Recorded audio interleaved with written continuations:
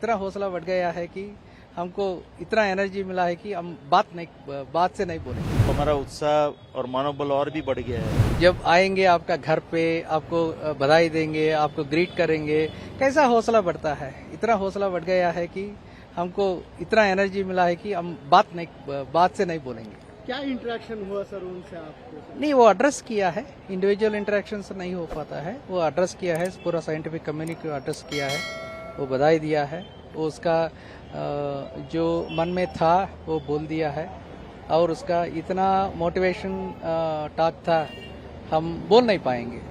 बहुत सारी चीजें उन्होंने अनाउंस भी किए हैं सर। यही अनाउंसमेंट से बिकॉज और इसके बाद बच्चों के लिए भी कुछ काम दिया है। हैकाथॉन करने के लिए हमको बोला गया था, और एक नेशनल क्विज करने के लिए भी बोला गया था। उसके बाद जो सूर्य सिद्धांत सच खगोलक एपिक्स है, उसमें से ही तुच्छ खगोल शास्त्र का बारे में जो बताया गया था, उसको थोड़ा सा रिसर्च करने के लिए बोला है।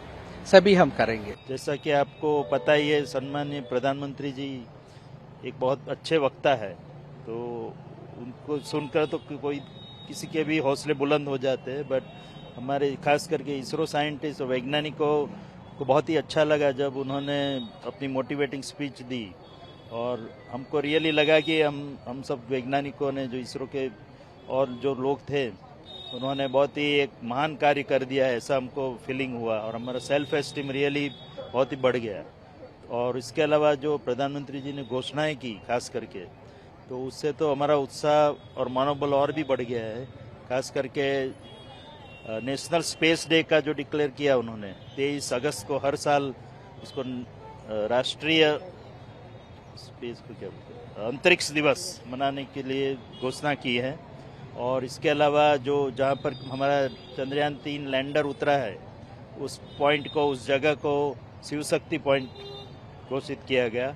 और साथ में पिछली बार जहाँ हम चंद्रयान 2 का लैंडर गिरा था, ऑल्दो हम सेफ लैंडिंग तो नहीं कर पाए थे, फिर भी उस पॉइंट को तिरंगा पॉइंट डिक्लेयर किया। तो ये तीनों जो घोषणाएं हम माननीय प्रधानमंत्री जी ने की, उससे हमारे हौसले और भी बुलंद हुए हैं, और लोगों को, और सभी लोग जो इन्वॉल्व थे प्रोजेक्ट में, और इसके अलावा इसरो के सभी साइंटिस्ट बहुत ही उत्साहित फील कर रहे हैं अपने आप को, और फिर से अपने आप को रीडेडिकेट करने में लगे हुए। ये जो चंद्र के पे हमने ये यान भेजा है, इसके अलावा सूर्य की स्टडी करने के लिए, सूर्य के बारे में विस्तार से इंफॉर्मेशन प्राप्त करने के लिए हमने अभी आदित्य L1 मिशन का प्लानिंग किया, और वो रेडी है, लॉन्च पैड पे खड़ा है आदित्य L1, और 2 सितंबर को उसके लॉन्च होने की संभावना है।